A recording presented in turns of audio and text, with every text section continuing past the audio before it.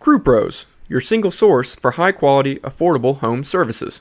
If you are remodeling, repairing, or replacing, Crew Pros are the professionals that can do the job no matter the size.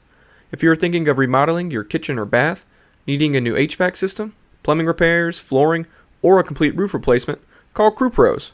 Crew Pros, proud sponsor of the Grizz 901 podcast. Memphis. Nothing but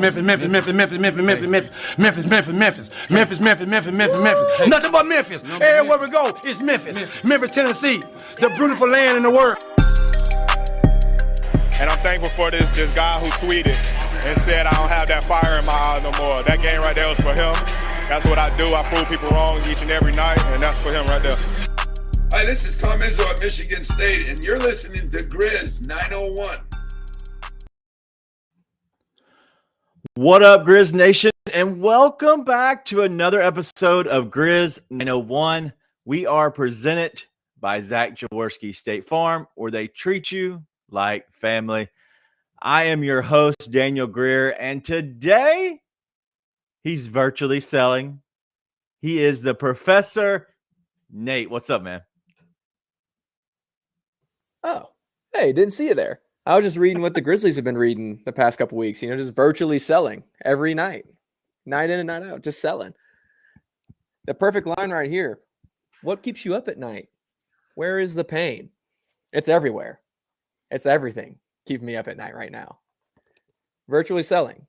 Story of the Grizz past 2 weeks.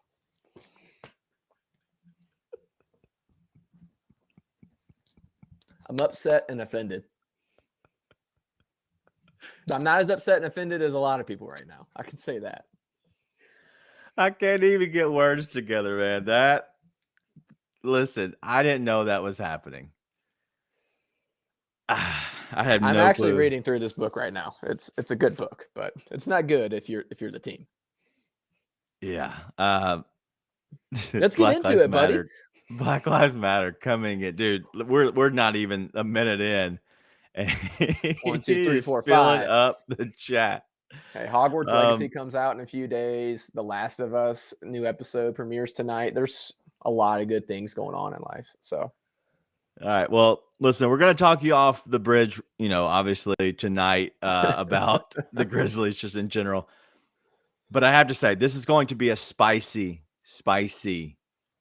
podcast for the simple fact that me and Nathan have already talked a little bit about some things before this podcast started. So we do disagree, but we haven't shared our complete thoughts. We wanted to save it for the pod.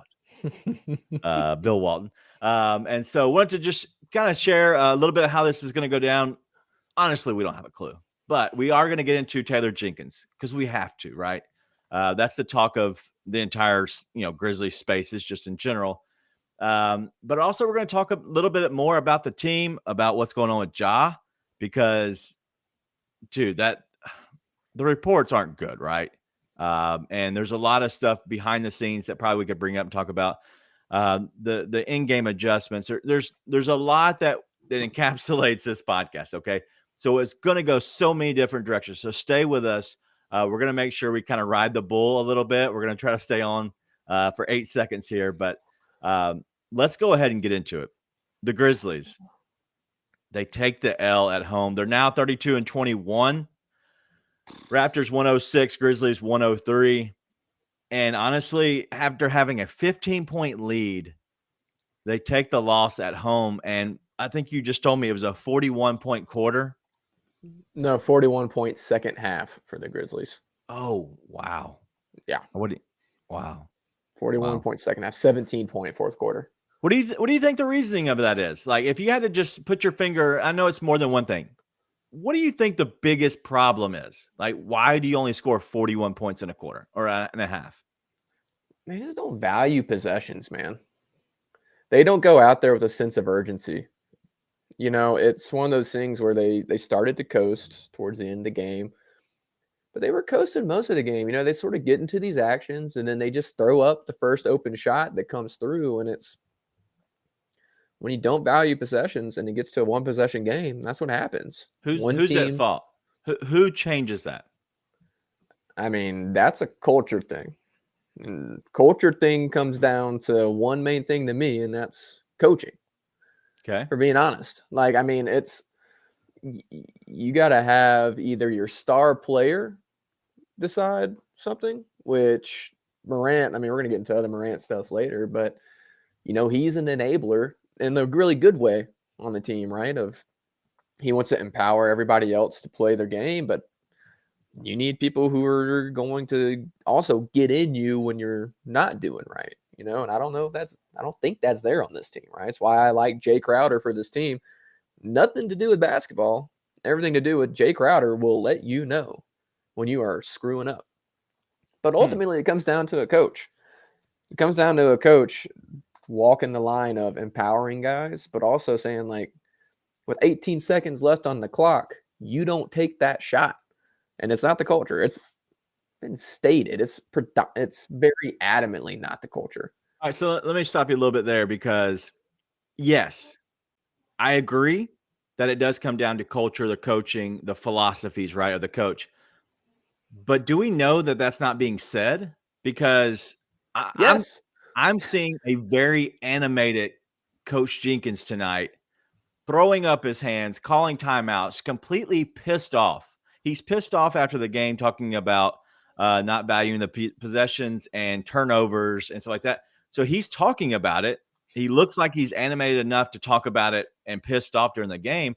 Do you think that's him and the culture, or do you think that's just these young guys that haven't been there before that are completely like just puckering up and just giving the ball away?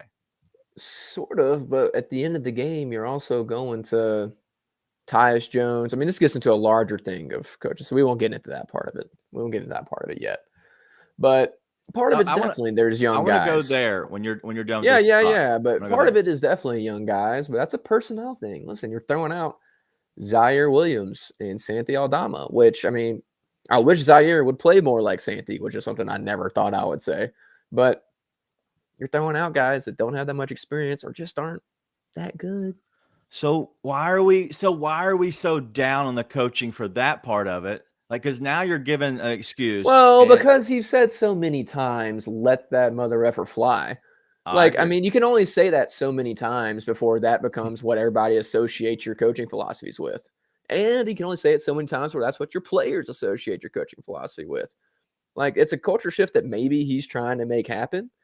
But, like, at the end of the day, you set the table. You set the table with that. So when guys are letting that mother effer fly, you're like, they're doing what they're told to do. So it's like, I mean, that's where that comes from. All right. So I do agree and disagree with you. The point I do agree with is, yes, I understand, like, hey, that can't always be the philosophy, right? So you can't always be like, let that effort, MF fly, right? Because sometimes throughout the game is different than whenever it's the end and it's crunch time. But that's also the other thing is, I'm going to kind of disagree with it too, is that's kind of got them to a 32-21 record, and they're second in the West. So at some point, it also is working out to their favor. So you can't have it both ways, right? But you can also adjust, right? You can also adjust and say, hey, listen, I get it. But at this point in the game, we have to value possessions like you're talking about. We have to value the possessions and say, hey, I get that we normally preach, let that MF fly, but you cannot in late game crunch time moments just pull up when you want to. Like, the ball needs to go into other certain people's hands and let them be the person who creates the offense. My issue isn't with the late game stuff. I mean, the late game stuff was abysmal tonight, but in general, it's the random possessions in the second and third quarter. You don't get 20 turnovers all in crunch time. You get 20 turnovers throughout the game, but guess what? You only have 18 turnovers. That game could look completely different, right? And it's we're trying to get out and run, and so we throw out this lazy pass, or we want to make this sweet pinpoint pass in the paint, and then we throw it away to a guy, right? Like, you just can't have those little things. And it's your star guys that do it, right? I mean, Ja's gotten a ton better about turnovers the past couple months. But Dez is way too loose with the ball. Yeah. Well, he's always been like that. Yeah, but it's like that's the kind of stuff that needs to not happen, right? Like how many Yeah. times if you instead of turning the ball over, you just got a shot off. 20 times in a game, you can bet 4 of them are going to go in. 4 of those shots go in, you win this game by close to double digits, right? It's little stuff like that that they still don't value, right? And then the game slows down way too much in the fourth quarter when they have a lead. I don't care if there's a minute left, unless you're up by 6, 7, 8 with a minute left. Run your offense, get into it, get some actions going. Going to Tyus at the end of the game in a pick and roll with Xavier Tillman baffles me. All right, I do not understand that. Let's hit there because the possession right before he hit a floater. Right. It's still not your best offense. You have Jaren and Des. Okay. I get it. Okay. He hits the shot. And if he hits the shot, it's a completely different thing, and they win the game. I get it. But let's go back to it then. Still not the best. You have your point guard, right? Pick and roll because that's the only offense they run, right? That is. Let's just be honest. Which is a problem. I agree on that part. Okay. And I don't want to go there because that's a whole nother can of worms. You go to Tyus and he pick and rolls, perfect, beautiful floater. Tyus Jones, pick and roll, beautiful floater, and he misses it. So the next possession, they go to Bane, who gets to the front of or gets to the rim, whatever, and gets blocked, right? No, he so smoked at what a layup. point, how are we having our cake and eat it? Like, we have our best player on the court take it that time, but the previous time we went back to the guy who just got a floater. So, like, why is that a criticism of a coach? I don't understand that part. It's not your best offense, Daniel. That floater, as much as we think Tyus is money with that floater, I would love to go see the percentages, and it's not as good as running some kind of action for Jaren or Bane, who are better. They're better. But they did do a Bane action the next worked series. to perfection. He just smoked a layup, which is like, oh no, he got completely blocked. No, he didn't. Go back and look. He just smoked it, dude. He just smoked it. That was the possession where he gets blocked by Van Vliet. I'm talking about the one towards the end of the game where they got him in and out of timeout, and he actually got a layup straight away at the rim and smoked it. Well, right, yes. I'm talking about the last few possessions, but yes, whatever. I know which one. Yeah, I know what you're talking about. Yeah, it was a terrible play. What do you want me to say? They give him the ball, and it's the exact same play that Scotty Barnes did the time before. He made it. Scotty Barnes is huge. Over Jaren? Is that really the play that they should be going to? Scotty Barnes, 1, had been cooking. I agree. 2, he just made a good shot. I'm not saying I love it. I didn't love that play. I wouldn't have trusted that play. You know what he did? Daniel, this is why it makes me mad. He gives the ball to Bane and asks him to do what he would want John Morant to do. They run that play all the time. Yes. The Suns game last year? Do you know the Suns game last year where John hit the game winner and it was, he traveled? You do realize it's the same exact play, except for Bane isn't Ja and Fred VanVleet stayed home. That's the only difference in that play. It's the only difference. Guess what? Desmond Bane isn't Ja Morant. I agree. But who else are you going to go to? Listen, I'm not saying you went to the wrong guy, Daniel. I'm saying run an action, set some screens, have something drawn up besides give him the ball at the top of the paint and go get a bucket, not Ja Morant. Right. No, I agree. Listen, the thing is, like, should we have kind of ran maybe some action toward Jaren? Maybe.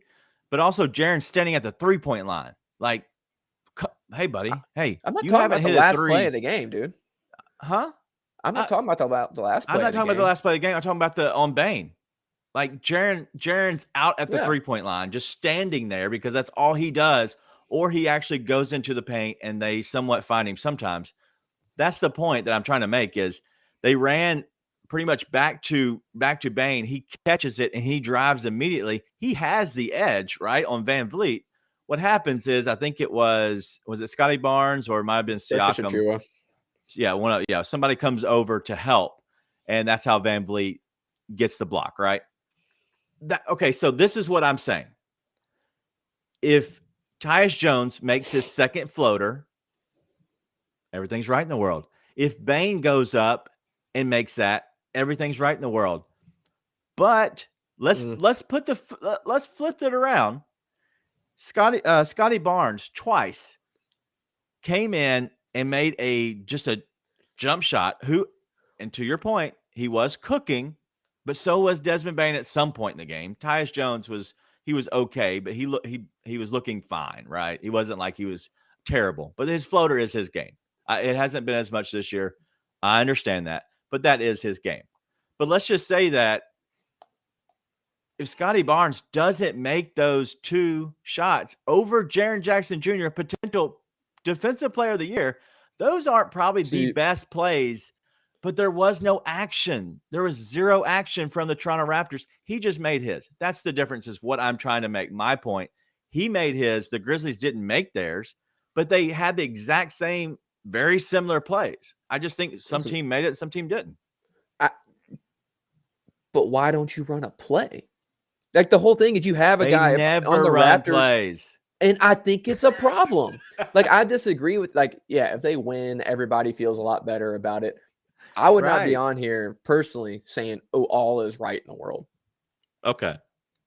Because that keeps happening, dude. And listen, I'm not a Taylor Jenkins hater. I'm not on the fire Taylor Jenkins train. I think he's got some growing pains as well as everybody 100%. else. But, like, dude, I mean, he doesn't, like, I text you before the end of the game, and I was like, he ain't running jack out of these out of timeout plays. Yeah. He's not calling anything. Why not? Why not draw something up? Like, can you just not do it? Because if so, that's a problem. Do you just refuse to do it? Why? Remember, is that because you got guys who are too dumb to do it? Like, what's the issue? I remember 2 of them, and literally we turned the ball over on the second pass out of a timeout. And I'm just like, what are we doing? So I don't want to criticize they don't him value for that, possessions enough. But I also want to say that, yes, his out of timeouts have not been great lately. But I will say, I'll bring up Black Lives Matter. What his chat says, they need to have those same sets in the half court. And I agree. One point I want to bring up, and I know we've been kind of going back and forth on Taylor Jenkins, but one thing I do want to bring up is, obviously there's 2 different styles of offense on this game.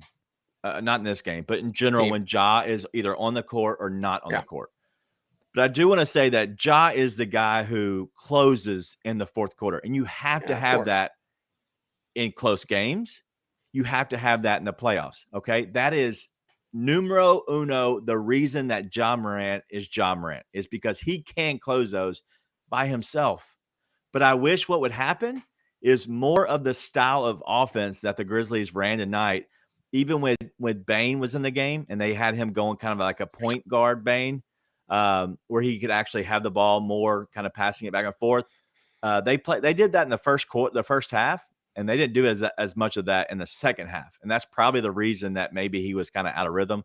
But what I would like to see going forward, and I don't know if it's possible, but in the first couple, maybe 3 quarters, if you want to go all the way to the third quarter, maybe don't go to Ja where it's just pick and roll Ja, go downhill. Maybe we work to get the ball open to other players, more movement, more action, to where these players do get more involved and we do have less of a load and less of a thing we have to look for to Ja, to where then when it does come down the fourth quarter, he's more fresh and can actually go and just kind of call 12.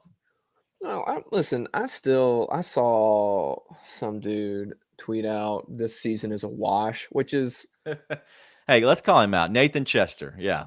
You called the season a wash. I don't understand that at all. They're still the 2nd seed in the West. The Nuggets just got blasted by the T-Wolves. The Kings just got blasted by the Pelicans. Listen, it's been a rough few weeks. There's no ifs, ands, or buts about that. At the end of the day, they turn it on tomorrow, get going, get cooking. All's well in the world. And I think they can. Listen, Steven Adams, I know we don't want Steven Adams to be that important to this team. As much as we all claim to love him, I don't want him to be that important to this team. But guess what? He is. Yeah. He is that important to what this team does. And at the end of the day, he's one of your top 4, probably top 3 most impactful players on the team. He just is. He's that important. It doesn't show up in box scores, but he's that important to this team. So not having him is a huge problem. And outside of that, Listen, that a 5-game losing streak, there's a couple of bounces. If they'd have paid more attention, if they'd have cared more about possessions, it wouldn't have been a 5-game losing streak. So the season being a wash is absurd. Yeah. That being said, there's still things that need to change on this team. Like, and when Ja comes back and they have all their starting 5, they have all their personnel, I still think they can keep up with anybody. I really do. I think, and I don't think they would even be in the playoffs. slump. Yes, even in the playoffs. If they're playing like this, which they've lost all of their mojo. I mean, all their mojo is gone right now. So they've got to find it again. The personnel, yeah. I think still you consolidate assets and make a trade. Personally, I still think you need to do that. That being said, can they compete with everybody in the playoffs? Yeah, absolutely. They have the personnel to compete. They have personnel to win. Personally, I don't think they have enough shooting to win. I just don't. But at the end of the day, the biggest thing here, I got pulled up, 20 turnovers to 11 turnovers, 29 points off turnovers to 17 points off turnovers. Taylor Jenkins didn't lose that game with bad sets. He didn't lose it with bad lineups or rotations, and he was working with a bare bones rotation as it was in the first place. The Grizzlies turned it over 20 times and gave up almost 30 points. Like, there's not much else you can do off of that. Not to mention all the second chance points they gave up, which they actually out-rebounded the Raptors, but they gave up 11 offensive rebounds, and the Raptors made all 11 count, right? And they just got out-hustled tonight. They didn't value possessions well enough, and at the end of the day, there's going to be turnovers in a game, but, like, they didn't make them matter tonight. It was Conchar throwing it because he wasn't paying attention. It was Tyus not making an accurate pass. It was Jaren throwing it to the middle of nowhere. It's the little stuff like that where you gained nothing if you actually made the pass, right? It's not we're trying to get to somebody in the paint. We're trying to get to somebody under the basket or something. It's just lazy passing, and that can't happen. But I think this team is fine. I still think they need to make trades. Like, you still need shooting. You just still need shooting. I mean, at the end of the day, I was looking at the bench before we came on here, which today obviously is not good, but your bench today, Z-Will, Roddy, Conchar, Danny Green, Brandon Clark. You can throw in Tyus Jones there. I guess you can throw Santi Aldama there. I mean, the only ones I trust off that bench are Aldama and Tyus. I'm a huge Roddy fan, but I don't trust him in crunch moments. He's not a guy I want on the court, right? Could he be there? Sure, absolutely. But that's not what you want, man. It's not what you want coming off the bench. Who's going to take those shots? Yeah. It's just not there. I agree. When you look at the second half in general, and I look at 11 overall shots for Santi Aldama, he took 2 in the second half. That is not a coaching issue. That's a player issue, not getting to his shots, or the other team just adjusting and making small adjustments, that is a coaching move, maybe to change some personnel, and then Santi just couldn't take over. But also Desmond Bane had 6 shot attempts in the second half compared to 11 in the first half. That is a big deal as well. You have to have your best player taking shots. What was the difference? I don't know. I haven't had a chance to really watch the game back and see the difference because we're all involved in it. Yes, and you're right. Black Lives Matter said they did go zone, and zone does kill the team. You know who usually flourishes in zone? And that's BC. Brandon Clark. And Brandon Clark couldn't stay on the court because he was getting cooked tonight.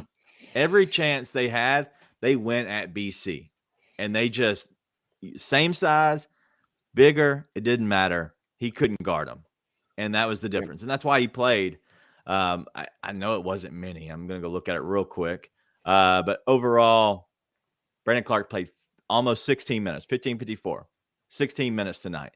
And he wasn't atrocious, but I don't know if there's anybody that was just like, oh my God, get him off the court. But David Roddy was okay. He didn't really hurt you that I saw in general. Zaire Williams was a no-show. He is a non-factor. He does nothing right now. Brandon Clark was just getting cooked. Danny Green was getting cooked. Conchar, he had a terrible first half. Second half looked much better. I thought he actually was fine in this game. Yeah. But the first half, he was getting just where he just wasn't doing anything. But he hit his one shot, right? If that's what he wants to do, 3 rebounds, whatever. But that's what I'm saying, it's man. still a non-factor, though. You got to consolidate Conchar plus somebody and something and go get somebody who is you want taking more than one shot. Yeah. There's some guys out there, and listen, I'm not team trade because this team could be better if they had someone else. I'm team trade because this team specifically needs shooting. They do. And there is shooting available for not that expensive. The Gary Trent Jr. asking price that was put out there is not high. No. And that guy can come help this team. Got to make salaries work. But listen, that guy can go knock down shots. He's going to take more than one shot. You want him taking more than one shot. You got a guy like I haven't heard about him in a while, but Alec Burks. He's out there. Malik Beasley. You got guys who can go fill that need. And they're there for the taking, right? Like, go get them. And they're just not that far off. You know, it's a rough patch. It seems like the sky is falling. But the truth is they're not that far off from being able to really shoot for the big time. Yeah. And you can go the development route, but I think it's a mistake to waste a single year where you have that option. So yeah. And listen, and we're not critical of these guys because we don't like them. Like, I love like every one of these players. Of course. And I've said this many a times on this podcast. I've said it in real life. I've actually talked to my friends about it sometimes. But I've said on here mainly that it's so much fun to root for good dudes, and especially winning players, but mainly good dudes, because you have dudes that you feel good about cheering for because they play the right way, they have fun, and honestly, they do win. And so I don't have any problems with that. I like this team, but the problem is they have a very young bench, and they have an opportunity right now. They have an opportunity to be good, whether it's this year, next year, the year after. The window is not closing, but I do believe that they have a very, very good chance to go add a piece or two that makes this team better. And I'm not talking about a starter. If you want to keep Dylan Brooks and possibly try to sign him in the offseason, so be it. Whatever. I'm not even saying Gary Trent Jr. is the right decision because he is a lot of money and you're probably losing him in the offseason. But you could keep him. Who knows? He could give you a lot, and you might choose him over Dylan Brooks in the offseason and give him $20 million compared to Dylan Brooks and letting Dylan Brooks walk. Like, that could happen. But I think making a decision and maybe consolidating some of these young guys, because I don't know if they're going to be playable on a consistent basis in a playoff game before their second contract. And that is the issue. And if your issue is that, then go get on their second contract. Let them go develop somewhere else, and we'll get them kind of like they did Yuta Watanabe, right? We got rid of him. Somebody else picked him up, and he became good 3 or 4 years down the road. So sometimes it takes many years and a lot of reps to get to where you're a good NBA player. Which, if you're the Thunder, you keep playing these guys. You just have them come and you play them, but you're not the Thunder. You're the Grizzlies, and you're the second seed in the West, and you had a good chance to make a West Finals last year. Yeah. You have a really good chance to make a West Finals this year. You don't just sit around and wait for all that, because the idea of these guys going into their primes and not being there yet and the window's just now opening is like a great idea. Love that. Yeah. That window can slam shut at any moment because one bad thing happens. Yeah. That's all it takes, right? And so that's why I'm like that. And I kind of want to bring this up, but I got into a very weird interaction with our guy Swing Past Sports the other day about John Conchar. I was not, let me be really clear, trashing John Conchar, because I like John Conchar. I don't ever want to hate on Jitty. I don't like. He's a glue bench guy. He's a fine guy. I wish he would do more for this team, but I'm not sitting there hating on him. But because he happened to be the example of a wide open miss 3 following a Cedi Osman wide open hit 3, I was like, this is the problem for the Grizzlies. They need somebody who will hit that shot Cedi Osman made. To which apparently it came out that I was hating Jitty, and I had to explain several times over that is not, in fact, what I was doing. I was just pointing out a team problem. It's not Jitty. And while that was weird, and I still don't understand exactly what was going on there, he did bring up a good point, which is the ninth man in the rotation is not the person who should be blamed for the loss. Yeah. And I tend to agree. It's very, very rare where that would happen. I would say, I don't know, Zaire Williams a few games ago was the one guy who lost us one game, I would say. I was a very unhappy camper after that. But all that to say, he's right. John Conchar is not losing us these games. That's not what's happening. But if you take John Conchar plus Jake LaRavia plus some picks and turn it into Malik Beasley, Gary Trent Jr., Alec Burks, Luke Kennard, whoever, seventh man, all of a sudden that guy can help you win the game. That's a more productive piece, and it's addition by subtraction. And I just like they need to do that. And again, it's not hating on these other guys. I think Jake LaRavia, I mean, I have my doubts, but he absolutely could turn into a really good NBA player. John Conchar, I love John Conchar. I think he belongs in the NBA. I don't want him to be a mainstay rotation on my contending team, though. And as all these other guys can be upgraded together into one piece that helps this team more than the sum of these parts. And that needs to happen. That just needs to happen. And again, this front office, they have the jobs and we don't for a reason. But this is the first year I will be genuinely disappointed and think it's a mistake to not do anything at the trade deadline. Yeah. So we'll see what they do. Yeah, I agree. I wrote about it. If Nathan will ever edit it and put it out, I have an article that will be coming out talking about the window. Your writing's trash, bro. My writing is bad. I was hoping you'd edit it and make it look good. But I will say that the window is small, but it's also big. And it really depends on what you do in this offseason or maybe this trade deadline as how big, how long, or whatever the window is, like the opportunity that presents itself.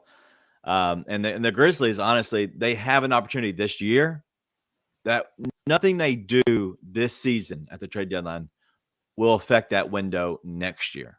And honestly, I don't know if there's much that they can do that will affect the window the year after, because you're about to have Bane, Ja, and Jaren all locked up, right? And if you look at most teams, they have 2-3 guys that are their main people, and then you just surround them with some young players. You find somebody that's a vet, you put them next to them. Let's call him Steve-O.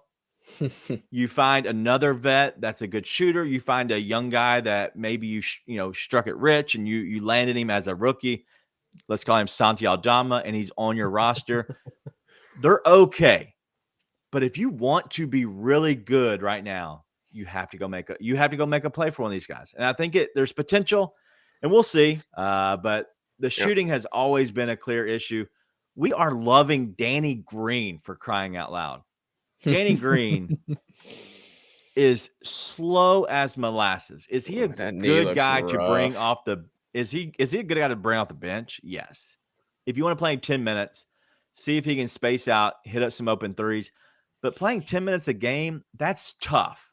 I don't care if you're a vet. I don't care if you are anybody coming in a game at that age, coming off of injuries, and expecting to be in rhythm shooting is tough. I don't care what happened. But Danny Green should not be on this team past the trade deadline. He should not be playing for this team. Well, and coming back to the shooting, it's the main issue for this team. It's clearly the main issue for this team. But tonight, again, I just want to point this out. They shot 37% from three. They shot good. 74% from the free throw line on 23 attempts, which isn't great. But the Raptors shot 58% on 12 attempts from the free throw line. They shot well enough to win tonight. They just, again, there's an immaturity to this team that you heard experts in the offseason talk about, and it's there. It's there. You heard them in the offseason talk about that could kill this team, and it's showing. And unfortunately, it's showing on and off the court. Yeah, let's go ahead and get to it now. Obviously, the Ja Morant issues off the court have been an issue. Ja Morant is a polarizing figure in the world, in the NBA, with adults, with kids. no matter what nationality you are, no matter what race you are, he is a polarizing figure. And he is obviously very much debated about, and he is loved by a ton of people, but he's also hated on by a ton of people. And anything you do when you're a polarizing figure, anything you do when you're a professional athlete is under the microscope. And so I don't know what's going to happen with Ja. I'm not saying that the sky is falling. I'm not saying he's a bad dude. I'm not saying that what he's done, he's completely screwed up. Not saying that at all. So I don't want people to understand and take my talking points to that point. But I want to say that, one, enough's enough. And also, where there's smoke, there's fire. And I've always been told by my parents, you are who your friends are. You are the people that you keep close to you. And so I don't know what's going on with him, but the issues that keep coming up are a problem. And that's kind of, it's weird, and it shouldn't be happening, but it continues to happen. Yeah, it's been a bunch of little stuff that happens, but it's like, and I think this was complete malpractice on the part of the officials at the time, even though there's been a lot of malpractice. I dream for the day I can be as incompetent as Mark Davis and not get fired, by the way, at my job. That would be incredible. But when he got tossed at Oklahoma City for talking to that fan, right, it was like complete malpractice for the official to throw him out, right? There's no doubt about it, but it's just, there always has to be a little something extra with that kind of stuff, right? Yeah. It's like, you ain't got to say that stuff to the fans. You ain't got to start getting into it with Shannon Sharp. Now, obviously, that starts with Dylan Brooks, which is a whole nother can of worms, but it just keeps happening. And there's no reason for me to know John Morant's best friend's name when he's not involved in the basketball world at all. There just isn't. And like I said, it was debunked that there was any kind of gun. They said there's nothing to corroborate that claim whatsoever. Why are you guys getting into it with Pacers team members after a game? Yeah. Why is that carrying off the court? There was nothing bad enough in that game to warrant that. Dude, there was nobody that was taking a cheap shot or took a dirty play or anything like that going on. Why is that happening? There's no reason for that to be happening. That's a problem. Yeah. And it's a distraction. I mean, listen, I'm no body language psychologist expert, but I'm watching John Morant on the bench tonight because obviously he's the center of attention and in the news for non-basketball stuff. He wasn't engaged on the bench. He was just sitting there and kind of looked like he was in his own little world, which that article had come out about my boys would probably be same thing too, thinking about it. He wasn't talking to his guys in timeouts. It's a distraction. You don't want that. And that's a problem. So yeah, are people trying to come up with stories about the Grizzlies? Absolutely. But there's been a lot of people that hated Steph Curry because he was awesome, and hated Klay Thompson because he's awesome, and hated LeBron because he's awesome. And these stories hadn't been coming out. So like you said, where there's smoke, there's fire. And it's not a problem right now, but it could be. That could turn into a real problem, right? And so I am genuinely concerned about that because there's just no reason for that to be a talking point, and it's been a talking point multiple times. Yeah, no, I agree. It's an issue that shouldn't be an issue, and usually with stuff like this, especially the small things, it's usually young guys. Listen, I've been that age. Okay, I know what kind of temper you have. I know the testosterone that's going through your body, that you think that you are bigger than anyone. And I had zero money and I had zero fame. And I'm still with zero money and zero fame, but I'm just saying, I just think that you can let it go to your head quickly. And I trust Ja to make good decisions, but he's got to get it under control a little bit, right? Well, and I don't know what it is or who it is, but I think a little big brother love probably wouldn't hurt right now. Yeah, listen, we love Ja, and I think he's an awesome dude. You see the way he interacts with fans. He cares about the city, dude. He cares about, He cares about having a good reputation and like wanting to do right by people. But brother, I mean, that's just the kind of stuff that like you said, it's you understand being that young and having that kind of stuff happen. Just because you understand why doesn't mean that the what can't turn out terrible. Even if you understand it.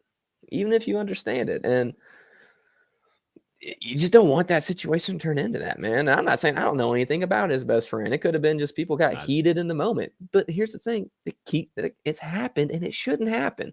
Yeah. And somebody's got to step in and say no. And this is the flip side of having T. Morant and that whole squad court side and having all the Raptors come and love Ja. You have all this stuff that's a ton of fun. But if you aren't smart about it and you don't keep it under control, it can turn into something else. You can't just let it happen. The same thing that's when turn into the on-court stuff. You can't just let Zaire take a shot because he happens to be open. You can't just let that mother effer fly anymore. Things have gotten too big for that. And so I think there's a little parallel between the off-court and the on-court with that. And listen, this story in and of itself, whatever, right? It's not that big of a deal. Guys are yelling at each other. Should they be yelling at each other after a game? No. Go do your business. Go do what you're going to do. That makes no sense to me. But it's more so the fact that the Grizzlies seem to find themselves in the news for everything but basketball, right? And that you just don't want that to keep happening. You don't want that to keep happening. So hopefully it stops. I completely agree with that. I think it's enough's enough, right? And I think this is a conversation, and I think this is a part of coaching, and we'll go back to wrap it all in with coaching a little bit here with Taylor Jenkins and his staff. And I think it's a conversation that will be had, probably has already been had. And I think that this is the reason that you have a guy like Taylor Jenkins leading your team right now, is because he understands these guys more than a 60-year-old or a 50-year-old would understand these guys right now. Like he does. And that's the reason that he is a good coach for this team. The on-court stuff, trying to figure out of timeouts and drawing up plays, I get it. That's frustrating. It's growing pains. It also says we probably need to look at the staff in the offseason, okay? But right now, for the off-court problems, I do think there needs to be a conversation with Taylor, and that's probably already happened. So I expect this to be a non-issue moving forward, and I expect Ja to kind of figure it out and get it cleaned up. And I believe he will. Steven Adams is going to solve so many problems when he's back on the court. Yeah. And again, it's like, I understand you don't want the idea of Steven Adams and Funaki, if you're listening, which I'm assuming you are, because you're a loyal Grizz 901 fan. Are you there? I don't want this to be taken the wrong way. It's not. The idea of Steven Adams being important to your team, though, is ugly. Because this style is ugly. It's down and dirty, right? You want your guards, the Desmond Baines, the John Morants, the unicorns of Jaren Jacksons to be the reason your team wins. But at the end of the day, Steven Adams is an awesome, impactful, important player. And wanting him to not be an impact and being like, oh, I don't want to be an impactful player and have that make that much of a difference is the same as saying you don't want John Morant to make that much of a difference on this team. Yeah, it but just is. He's that important to the team. So kind of yin yang, right? So you need a little bit of yang to go with your yin in a sense, right? So listen, I am white, right? Like I have there's no Me coolness too, brother. to me. But come on, I'm trying to work through this. Okay, let me just talk through this. Okay, let me be it's white for a yin second. and yang. It's not even yin. Yin is a currency. So I thought it was yin yang. Why is keep it going. YIN? Is it YIN or YNG? You got it. I'm going to look this up to make sure I'm not an idiot. Thank you, because I think I'm right. I think it's yin yang. Anyway, you need somebody opposite, just like a marriage, right? My wife. You're right.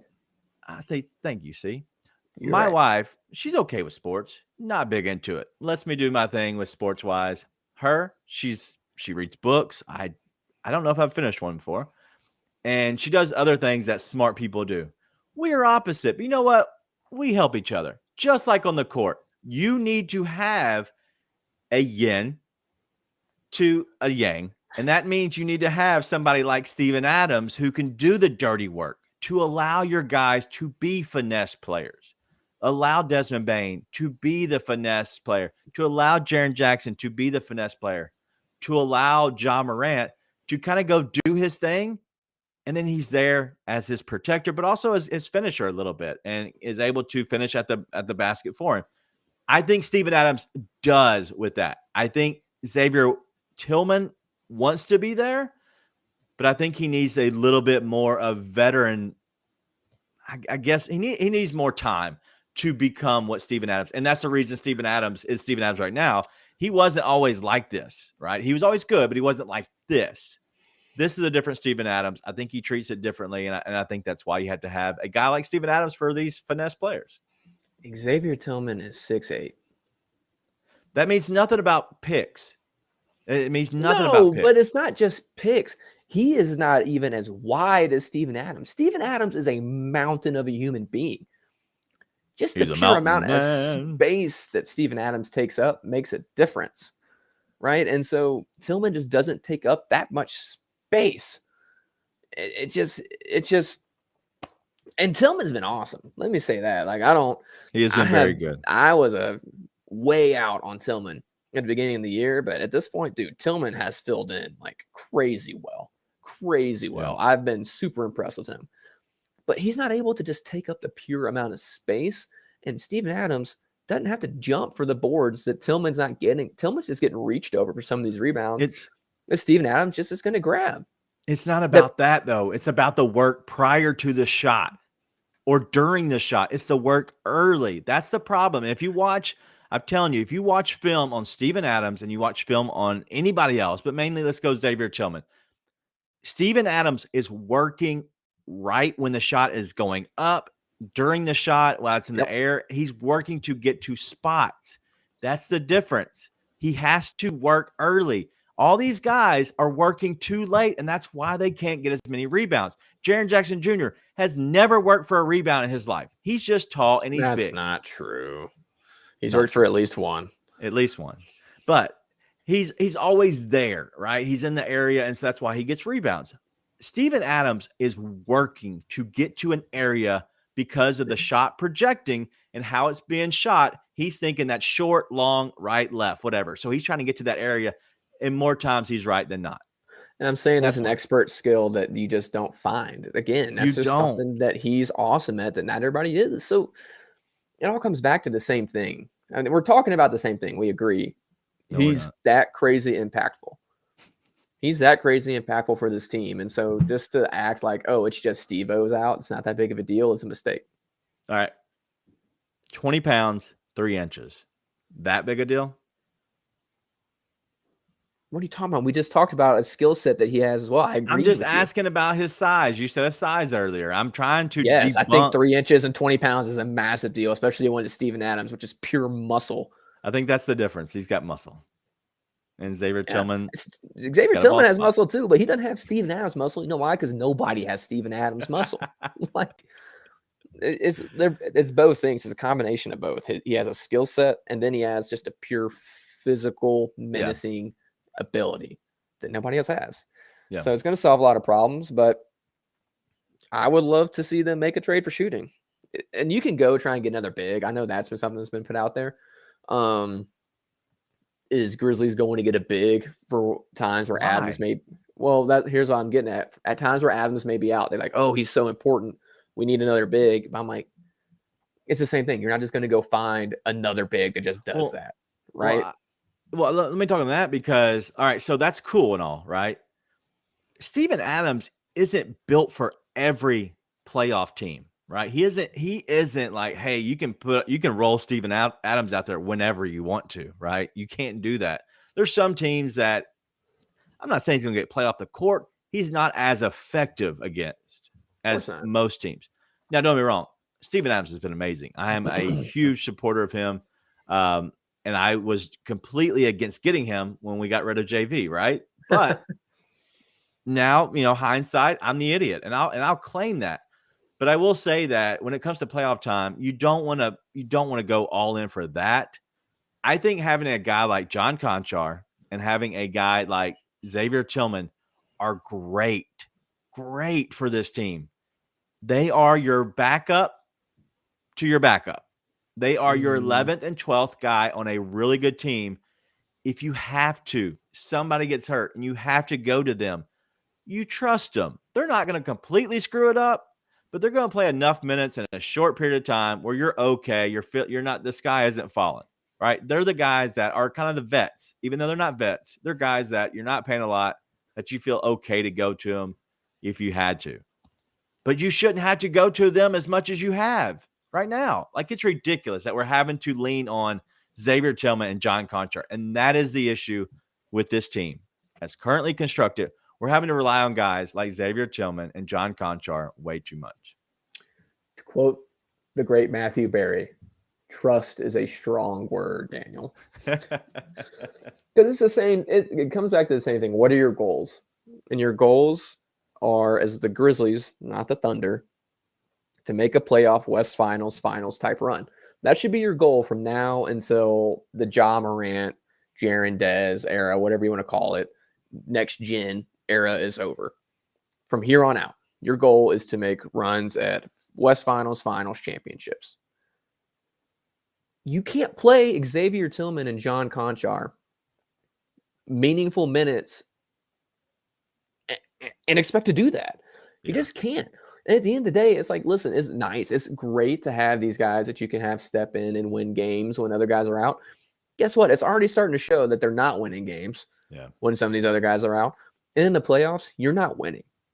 If you lose Ja, Dez, Jaren, Steve-O, whoever in the playoffs, you're not winning. It's just the luck of the draw. There's a guy that I was talking to today, a friend of mine. He used to play practice squad for the Bengals, and I was talking with him about Bengals-Chiefs game. And he was talking about, man, the offensive line finally started playing, and then they just started dropping like flies. And you look at it, football, basketball, baseball, all these sports, end of the year, half the time it's what team survived the regular season. It is. And survived the playoffs and made it to the end. And it sucks, but that's just a luck of the draw.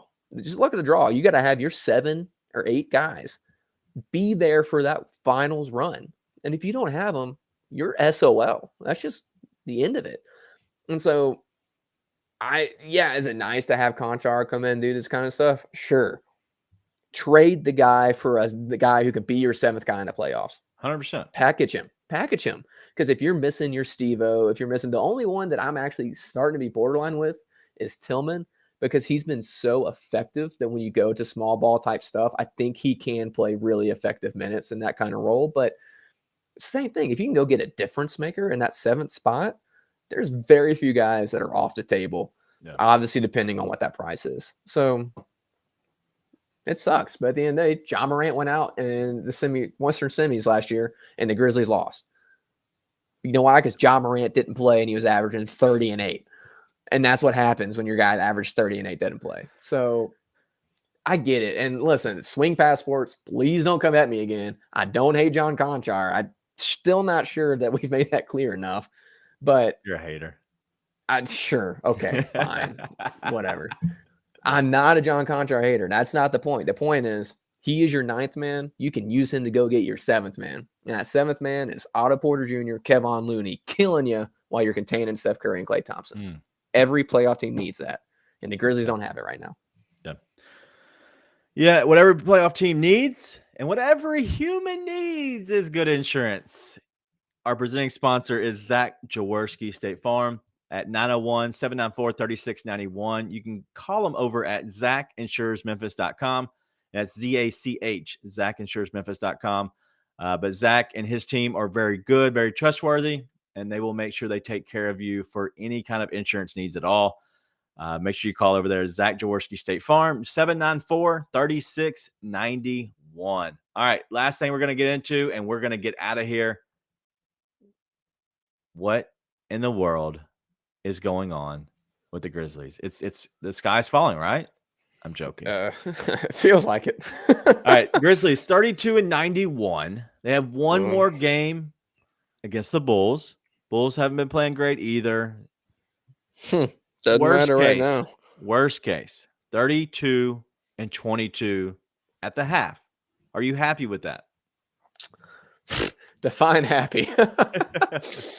The truth be told, I mean, I'm not going to look at record because it's like as far as overall record, it's nice to have something. I'm looking at 2 seed in the Western Conference. If you Okay. told me 2 seed at the Western Conference going into the All-Star break, I would be happy because I thought they were going to be struggle. I thought they were going to be 4 or 5 territory until about this time. Given the Jaren injury and the Zaire injuries, which a Zaire injury is still might as well be an injury.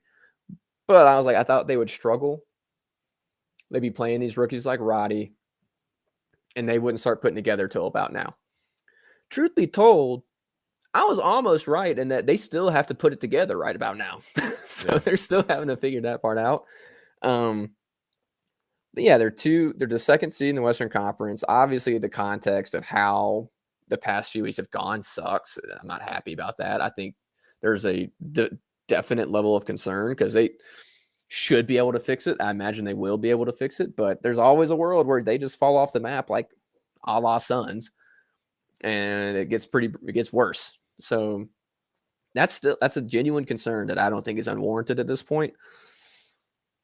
All that to say, yeah, they're the second seed in the Western Conference going into the All-Star break, and they should come out of the All-Star break healthy. So that's going to happen no matter what, because that is the last game before the break, right? Yeah, the Bulls is, and then they have 28 more, third of the season left. And there's a great chance. Wait, that's the last game before the All-Star break? Is it really? Yeah, Bulls. Wait, when is All-Star weekend? The 11th. This weekend. This upcoming weekend. Hold up. Is that right? I don't think you're right. Oh, boy. Am I wrong? Yeah. I'm sorry. Before the trade deadline. I apologize. Yes, it's the 19th. I'm sorry. Yeah. I've been thinking of the trade deadline. Sorry. I was like, no, because they play the Wolves on the 10th. I was like, no. Still, if they go in, let's say it was coming up, yeah, I would still be happy with the 2 seed in the West. It's just, you got to get healthy, man. You need to win. I think you need to win Bulls, Wolves, Celtics, Jazz. I think you need to win 2 of these games. I think you need to win 2 of these games. I think you need the one against the Bulls. And I think you need the one against the Wolves. I think you need them both.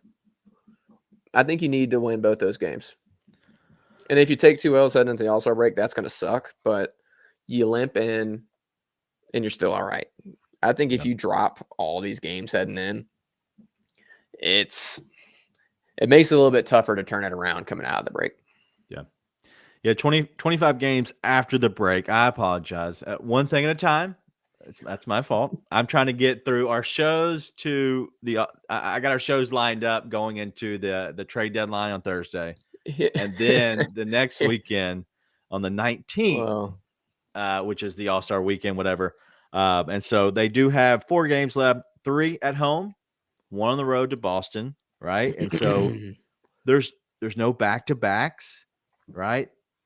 They should be healthy. That's 4 more games without Steve-O, I would imagine, I would assume. And then maybe after the All-Star break, that's when we'd get Steve-O back. And that would be the 23rd against the 76ers, who he owns, Joel Embiid. That would be a big game. But 25 games left after the All-Star break, I feel good about. If they go 2-2, right? At that point, I'm fine. You just need to be roughly 20 games above 500 would be awesome. That'd be a great season. And so they're well on their way. I think that they'll ride the ship. I'm not worried about the regular season. Anything I ever talk about is not about regular season at all. I think the regular season will take care of itself. They can fall down to the 6th seed. I don't care because this whole standings could flip on its head each and every week. I don't care what position they're in. I would prefer them to be in a top 4 position so they can get at least 1 home series, right? If you're in the top 2, then you get two series at home. I was like, looking at their splits, I would prefer a top seed. 100%. But at that point, as long as we can figure out a little bit of the issues that are surrounding this team in general, they'll be fine. And so not too worried about it. But looking into, you have 1 more game. Let me say this right. 1 more game going into the trade deadline. I think it's very important. we're gonna see what shakes. We do have Sean Coleman from SBN Nation. SBN, is that right? SBN, whatever.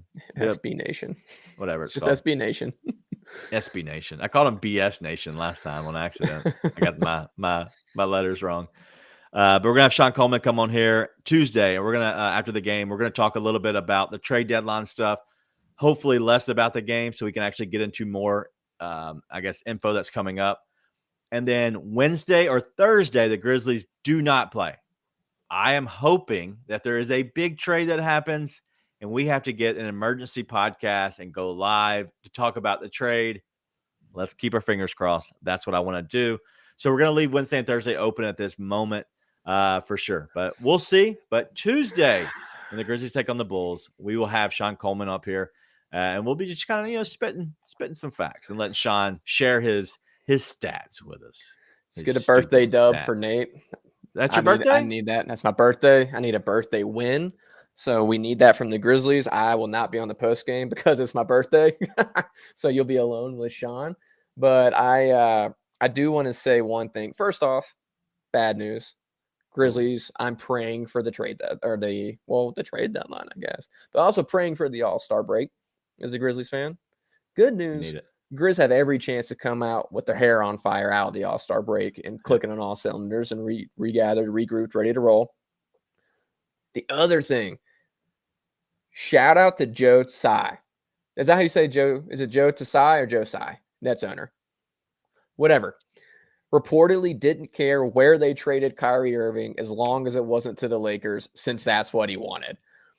I love the pettiness. And that's from Barstool. So asterisk, but yeah, I was say. I hope that's true because I so appreciate that kind of pettiness. That would be incredible. I love that. So I'm hoping that's true. Shout out, because that's awesome if it is true. I'm gonna assume it's true because I need something to enjoy tonight. I love it. All right. Well, the Grizzlies obviously take the loss here, and another one at home, which is bad news. But you got an hour-long podcast out of us. I did not want to go this long, but I knew from the start it was going. After we talked continuously for at least 20, 30 minutes, I knew it was going to the hour mark. But we're here. So let's go ahead and get out of here because there's no reason that we need to keep people any much longer. There's plenty of podcasts coming out. I know Free Basketball just dropped. I want to say this afternoon. They dropped a podcast. Nate's going to be on another podcast with Free Basketball, I believe. Maybe not. Well, I was supposed to be on the last one, and that didn't pan out, did it? Well, we had Ice, and he lives in the boonies, and so that's part of Ryan's. It's jokes. I am supposed to be on the next one. Yeah, so he's supposed to be on the next one. It's supposed to be coming out in the next few days, so expect another one coming out this week. And then also the No Bluffing podcast. I would imagine they're going to have some hot stuff. They're probably going to have the roast of Taylor Jenkins on that one. That one's getting kind of hot, so. But that's all we have. Nathan, do you have anything before we get out of here? Don't let Gary Trent Jr. on the plane. Just keep him. Just put him up in the lofts downtown. Just put him up somewhere. Get him a condo. Let him stay. Just let him stay. Make it happen while they're here. Let's go take him. Should we just take him? Hey, we like Liam Neeson style. Excuse me. We're gonna need you to stay with us. You have a particular set of skills that we desperately need. We need those skills. All right, it's time. It's time to wrap this thing up. It is time. Most importantly, let's have a great week. It is Sunday night. Let's have a hopefully a non-ice week, no drama week. Let's get some dubs, and let's have a great week. Be nice and tell your friends.